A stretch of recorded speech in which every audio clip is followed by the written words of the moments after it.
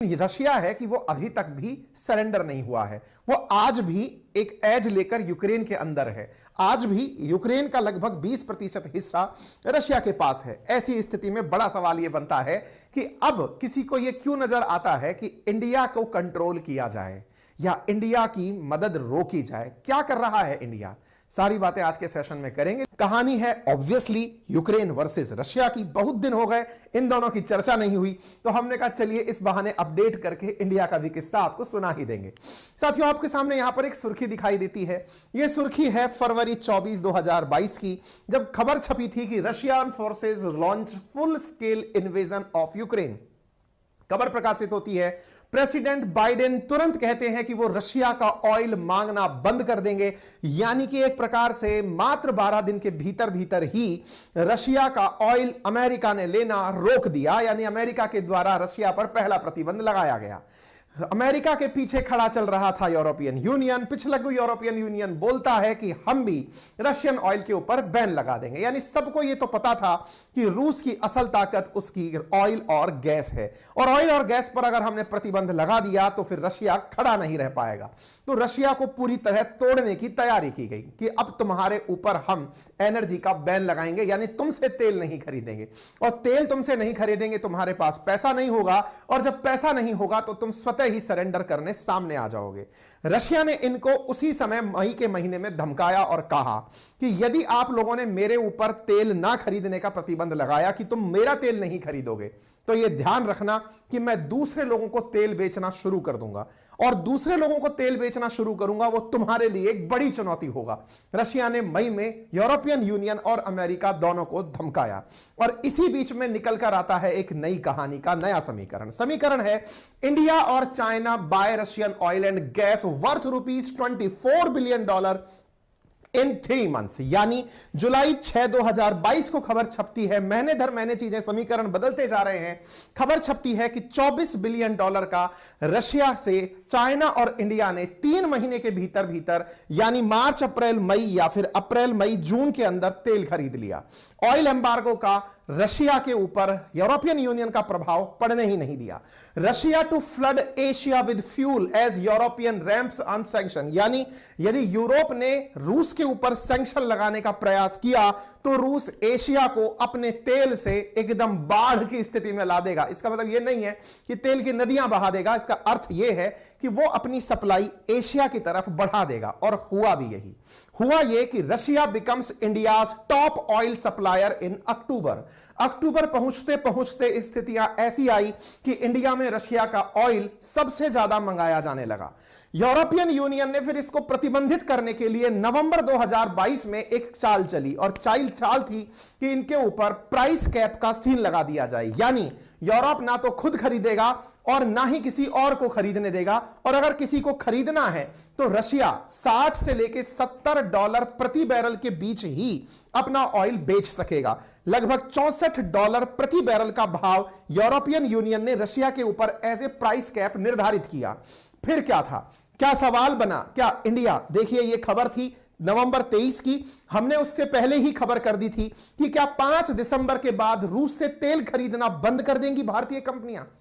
बोले क्यों? क्योंकि यूरोपियन यूनियन का ईयू प्राइस कैप आने जा रहा था। डर था कि कहीं ऐसा ना हो कि दिसंबर के अंदर इंडिया यूरोपियन यूनियन के प्राइस कैप के चलते रशियन ऑयल खरीदना बंद कर दे। लेकिन खबर दिसंबर में आती है, नवंबर एंड में आती है कि India and China demand heavy oil discount from Russia. इन्होंने रशिया के ऊपर और पाबंदी दोनों देशों ने क्रिएट करते हुए कहा कि सर जी, चूंकि प्राइस कैप आ चुका है, हमें और ज्यादा डिस्काउंटेड तेल दीजिए, हम आपका तेल खरीदने को तैयार हैं। यानी एक तरफ ये डाल और हम पात। 23 तारीख को ये प्राइस कैप की बात करते हैं, और 27 तारीख को इंडिया और चाइना मिलकर रशिया से कहते हैं तेल सस्ता कर दो तो हम खरीद लेंगे, हमें कोई दिक्कत नहीं है। आप यहां पर न्यूज देखिए, रशिया रिमेन्स, और यह खबर है दिसंबर 11, यानी कि अगले ही महीने दिसंबर 11, 2022 की। Russia remains India top oil supplier for second month in a row in November. यानी नवंबर में भी प्राइस कैप आने के बाद भी जहां अक्टूबर में नंबर 1 रशिया इंडिया के लिए सप्लायर रहा, वहीं नंबर दूसरा 15 या नवंबर के अंदर भी भारत के लिए रशिया ऑयल सप्लायर रहा। और फिर खबर आती है जनवरी 16 यानी इसी मंथ की, वर्ष 2023 की, और खबर आती है कि इंडिया ने अब लास्ट ईयर के मुकाबले 33 गुना ज्यादा तेल मंगाना शुरू कर दिया है रशिया के द्वारा। यानी एक प्रकार से यह समझिए, जहां पहले हम 1 लीटर तेल मंगाते थे, अब हम 33 लीटर तेल रूस से मंगा रहे हैं। यह एक यूरोपियन अखबार ब्लूमबर्ग छापता है। We are the largest oil supplier to India, ऐसा रशियन एम्बेसडर आज के दिन कहता है। 3 फरवरी 2023 की खबर है बिजनेस स्टैंडर्ड की। रशिया के एम्बेसडर जो दिल्ली में है वो कहते हैं कि हम इंडिया के लिए सबसे बड़े ऑयल सप्लायर हैं, और ये प्राउडली इस बात को अनाउंस करते हैं। अक्टूबर, नवंबर, दिसंबर, जनवरी और फरवरी कंसेक्यूटिव 5वां महीना आ चुका है। सोचकर देखिए, जिस युद्ध के शुरुआत के मात्र 8 या 10 दिन के भीतर अमेरिका ने रूस के ऊपर ऑयल का परचेज प्रतिबंधित कर दिया, यूरोपियन यूनियन ने सैंक्शन प्रस्तावित कर दिए, कहीं उनको पता था कि रूस की असली ताकत इसका ऑयल और गैस है, उसके बावजूद भी रशिया को वो नहीं झुका पाए। उसका सीधा प्रमाण यहां है। प्रमाण ये कि उन्होंने पाबंदी लगाई, इंडिया और चाइना ने रूस से तेल खरीद लिया। Sanctions on Russian crude oil have failed completely, ऐसा ऑयल एनालिस्ट के द्वारा कहा जा रहा है। यह सीएनबीसी की खबर है। अर्थात रूस की जो असली रीढ़ की हड्डी है वो ऑयल और गैस है, और उसके ऊपर चूंकि अमेरिका और उसके साथी देश कुछ भी नहीं कर पाए, इसी कारण से ये सैंक्शंस पूरी तरह फेल साबित हुए। और फेल साबित हुए तभी तो एक तरफ जहां यूक्रेन को मदद देने के लिए नाटो के इतने देश खड़े हैं, वहीं पर रूस को सहायता के नाम पर तेल खरीदकर इंडिया और चाइना ने सपोर्ट दे रखा है। अरे तभी तो न्यूज निकल कर आती है कि Ukraine demand Biden sanction India and China for handing Putin energy lifeline. Putin की मदद करने के कारण बाइडेन से डिमांड की जाती है कि वो इंडिया और चाइना के ऊपर सैंक्शंस लगाएं। बड़ा सवाल बनता है, भैया तुम हो कौन जो हम पर सैंक्शन लगाओगे? सवाल बनता है, क्या यह वाकई में संभव है कि अमेरिका इंडिया और चाइना पर सैंक्शंस लगा दे? Ukraine lawmaker call on US to target China India energy purchase.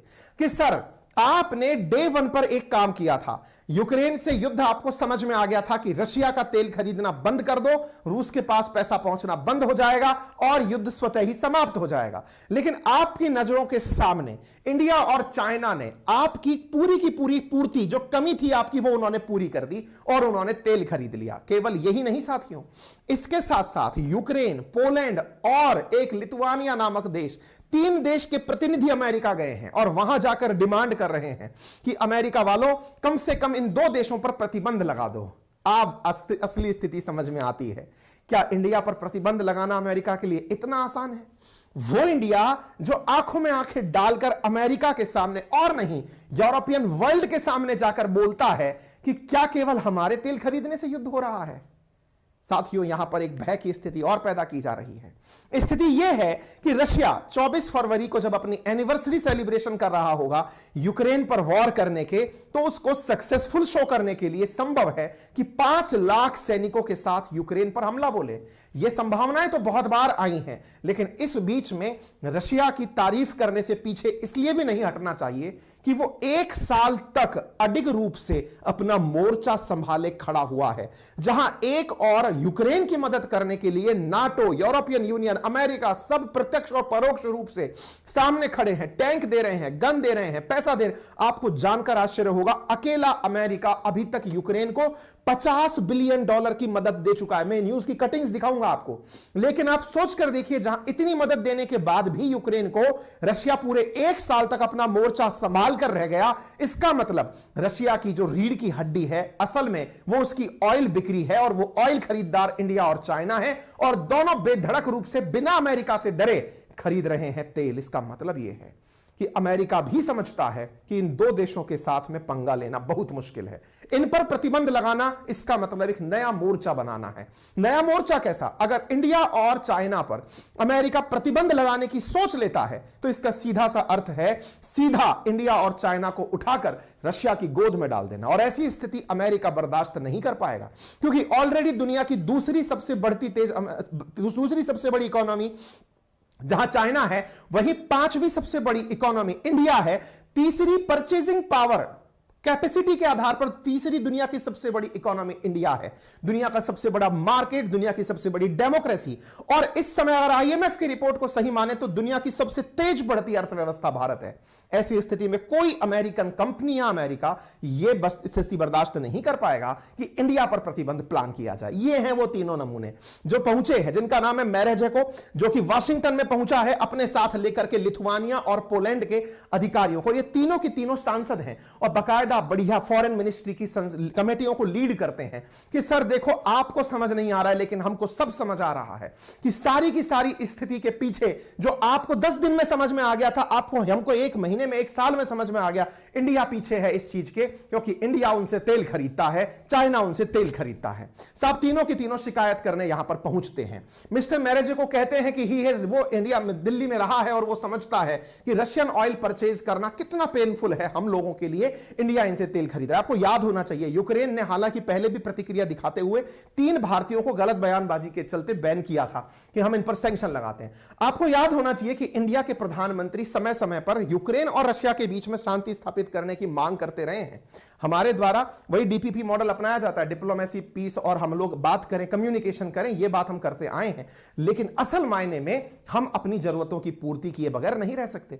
Biden और मोदी ये दोनों इस बात को बेहतर तरीके से समझते हैं कि रशिया के साथ जो हो रहा है वो दुनिया के एक कोने में चल रही घटना है, लेकिन उस घटना को पूरे विश्व पर व्याप्त कर दिया जाए तो वो बहुत घातक हो सकती है। अरे तभी तो जयशंकर साहब यूरोप में बैठ करके जनवरी के अंदर जब युद्ध चल रहे हैं, जून के अंदर जब युद्ध चल रहा है, वहीं यूरोप में बैठ करके एक सवाल पूरे यूरोपियन नेशन से पूछ लेते हैं कि क्या आपको लगता है कि इंडिया के द्वारा तेल खरीदना ही रशिया से पेमेंट करवाता है या रशिया को युद्ध में सपोर्ट करता है? अरे इंडिया जितना तेल खरीदता है उससे कहीं ज्यादा तो सैंक्शंस लगाने के बाद भी यूरोप खरीदता है। यह बात, इनका डायलॉग बहुत वायरल हुआ था। यह डायलॉग चाहो तो आप एक बार रिवाइज कर सकते हो। यह भारत की स्ट्रॉन्ग रणनीति है जो इतने समय तक आ रही है।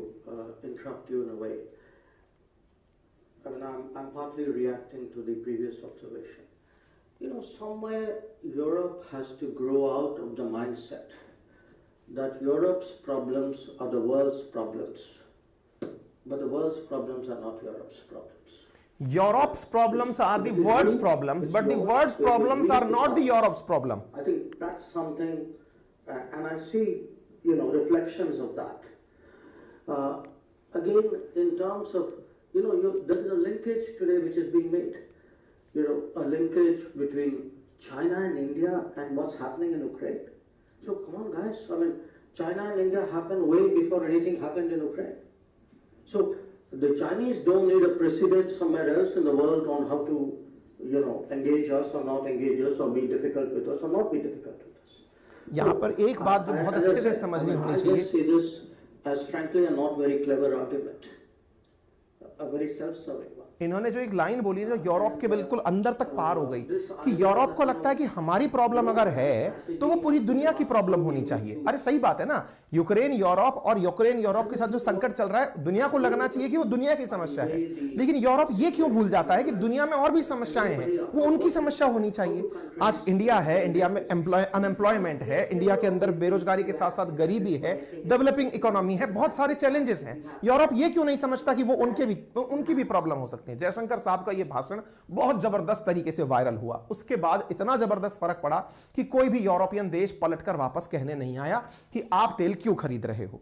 अब अमेरिका से पूछा गया, अमेरिका वालों क्या आपको नहीं लगता कि इंडिया के ऊपर बैन लगाना चाहिए?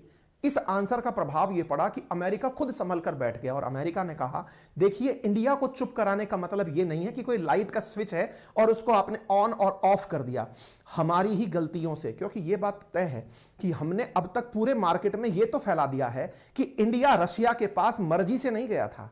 आपके कर्म थे, इसलिए इंडिया रशिया के पास गया था। आप सोचिए इंडिया कितना डिप्लोमेटिक एक आंसर प्ले कर गया इन दिनों कि रशिया के पास जाना हमारी इच्छा नहीं, मजबूरी थी, और उस मजबूरी के लिए आप लोग जिम्मेदार थे। और चूंकि आप लोग जिम्मेदार थे, और अगर आप आज चाहते हो कि हम आपकी तरफ आएं, तो आप हमारी परेशानियों को आज समझ लो, अदरवाइज आपके लिए और नजदीक आता देश दूर चला जाएगा। इंडिया ने खुलकर अमेरिका को बता दिया था कि शीत युद्ध के समय पर आप पाकिस्तान के करीब थे, पाकिस्तान के साथ मिलकर इंडिया पर अटैक करवाते थे। ये तो रशिया था जो हमारा उस समय मित्र बना तो हमने उसके साथ डिफेंस डील करी, क्योंकि मित्रता पैसे में नापी जाती है। हमने वेपन खरीद के उसके साथ उसकी दोस्ती निभाई। आज हमारी दोस्ती उस समय की है जो आप ही लोगों की बदौलत है, क्योंकि आपने हमें उस समय धकेल दिया था, स्वतः ही हम रशिया की गोदी में चले गए थे।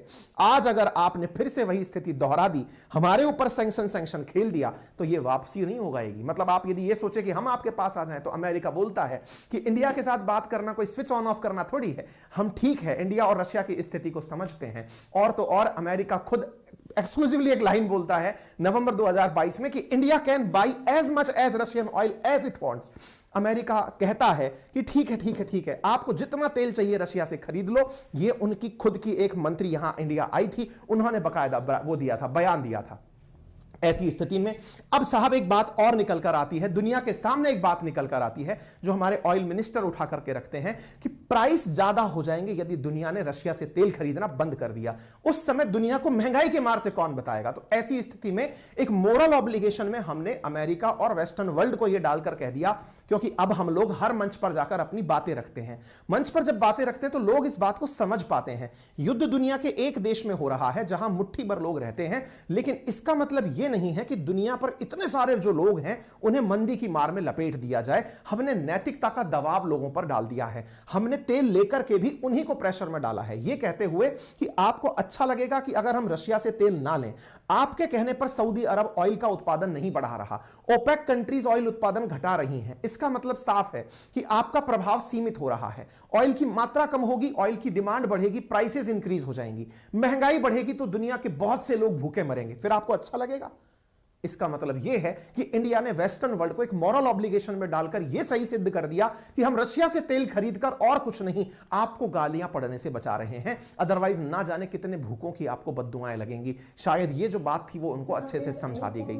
यहां पर आप देख सकते हैं, ये वीडियो काफी वायरल हुआ था कि India import Russian oil hit record 23%। तो यहां पर हमारे जो मंत्री हैं इन्होंने खूब अच्छे तरीके से इनको समझाया था। पूरी मीट ओपेक सेक्रेटरी जनरल, और वहां पर ये सारी बातें हुई थी। अब चूंकि as India become top oil importer of Russian oil, US से not planning sanctions। अमेरिका से ऐसा नहीं है कि लोगों ने कुंजली करके पूछा नहीं हो कि सर आपको नहीं लगता कि इंडिया के ऊपर सैंक्शन लगा देना चाहिए। अमेरिका की क्या मजबूरी रही कि आज तक इंडिया पर वो सैंक्शन नहीं लगा पाया। इंडिया के बारे में अमेरिका पहले ही कह रखा है कि हम नहीं चाहते कि इंडिया पर हम सैंक्शन लगाएं। अब परिस्थितियां बदल गई हैं, पिछले 25 सालों में इसमें बदलाव आया है। यह वास्तव में एक विरासत है, एक द्विपक्षीय विरासत जिसे इस देश ने पिछले 25 सालों में हासिल किया है। यह बात नेड प्राइस जो इनके विदेश विभाग के प्रवक्ता हैं, वो भारत और रूस के संबंधों के बारे में बोलते हुए कह रहे हैं कि अमेरिका ने आर्थिक सुरक्षा और सैन्य सहयोग समेत क्षेत्र में भारत के साथ अपनी साझेदारी को गहरा करने की कोशिश की है। उन्होंने कहा कि एक ऐसा बदलाव है जिस पर हम हमेशा से स्पष्ट हैं, यह रातों रात नहीं हो सकता, यहां तक कि कुछ महीनों में भी नहीं या कुछ वर्षों में भी नहीं। भारत एक बड़ा देश है, एक विशाल देश है और एक बड़ी अर्थव्यवस्था है जिसकी कई जरूरतें हैं। यानी इंडिया की जरूरतें हैं तो हम उसे नहीं रोक सकते। भारत में ऊर्जा की अत्यधिक मांग है और उसे नहीं रोका जा सकता। ये अमेरिकी प्रवक्ता ने जब इससे पूछा गया कि क्या आप सैंक्शंस लगाओगे,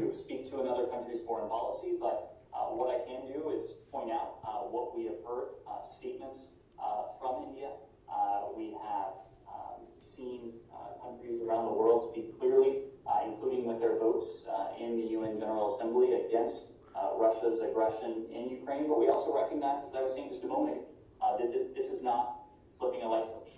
कुल मिलाकर बात यह है कि अमेरिका से जब यह पूछा गया कि क्या आप सैंक्शन लगाने के बारे में सोचते हो, बोले भाई वो इंडिया है, एक बहुत बड़ी इकोनॉमी, एक तेजी से बढ़ती अर्थव्यवस्था जिसकी अपनी जरूरतें हैं, उसके बारे में हम ऐसी बात नहीं सोच सकते। अब अमेरिका चूंकि यह बात समझ चुका है कि हम अब तक $50 बिलियन 2022 में खर्च कर चुके हैं यूक्रेन के अंदर, अब इससे ज्यादा खर्च करने का हमें कोई लॉजिक नजर नहीं आता। इसी वजह आज से 3 दिन पहले जब यूक्रेन अमेरिका से F-16 मांग रहा था, तब अमेरिका ने साफ इनकार कर दिया कि भैया ना, हमसे नहीं हो पाएगा, हम आपको लड़ने के लिए फाइटर जेट तो बिल्कुल नहीं देंगे। ऐसी स्थिति में अमेरिका अपने आप को बैकफुट पर लाता है और तभी तो अमेरिका समझता है कि यदि युद्ध को प्रमोट करते हुए ले गए, इंडिया और चाइना को नहीं रोक पाए और अपनी ग्रोथ में पीछे रह गए, तो दुनिया उसे बहुत धिक्कारेगी। ऐसी स्थिति में अब वो इंडिया और चाइना के करीब आने की कोशिश कर रहा है। खबर ताजा है, परसों की खबर है कि प्रधानमंत्री नरेंद्र मोदी संभव है कि जून या जुलाई के अंदर बाइडेन से मिलने अमेरिका जा सकते हैं। यानी दोनों को बैलेंस कर दिया, मध्यम मार्ग कहते हैं इसे, और इस मध्यम मार्ग को अपनाते हुए हम अपनी जरूरतें भी पूरी कर रहे हैं और अमेरिका को साथ भी रहे हैं। उम्मीद है आपको विश्लेषण पसंद आया होगा, और अगर इतनी देर तक आपने कंसिस्टेंटली इतनी अच्छी संख्या के अंदर लगभग 24,000 मेरे मित्र इस समय उपस्थित हैं, अगर आपको मेरी बात समझने में सुनने में पसंद आई है और आपके नीचे राइट हैंड साइड कॉर्नर पर वीडियो के चैनल के नीचे एक सब्सक्राइब का बटन दिया है, वो आपको दिख भी गया है, उसे एक बार दबा दीजिए। उसका कोई चार्ज नहीं लगता। हाँ, लेकिन जब भी मैं ऐसा कोई सेशन आप तक लेके आऊंगा तो वो आपको जल्दी से नोटिफिकेशन के माध्यम से पहुंच जाएगा। आपने इतने समय तक मुझे समय दिया, आपसे गुजारिश है कि वीडियो के नीचे एक थम्स अप का बटन दिया है, उसे आप क्लिक करके वीडियो को लाइक कर